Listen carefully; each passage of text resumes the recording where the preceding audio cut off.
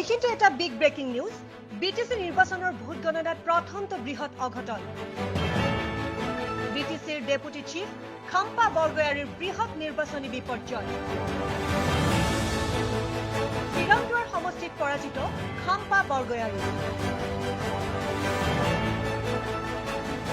বিপিএফৰ হাই প্ৰফাইল প্ৰাৰ্থীগৰাকী ইউপিপিএলৰ প্ৰাৰ্থী বি পেৰেংগাৰ হাতত পৰাস্ত হয় বিপিএফৰ সভাপতি তথা বিটিসি চিফ হাগ্ৰামা মহিলাৰী অদ্যপি নিজৰ দুইটা সমষ্টি কচুগাঁও আৰু দেৰগাঁৱত পিছ পৰি আছে আনহাতে ইউপিপিএলৰ সভাপতি প্ৰমোদ বড়ো নিজৰ গয়বাৰী সমষ্টিত আগুৱাই আছে যদিও শেহতীয়াকৈ আনটো সমষ্টি ককিলাবাৰীত অগ্ৰগতি ধৰি ৰাখিবলৈ সক্ষম হোৱা নাই news desk report any Bharat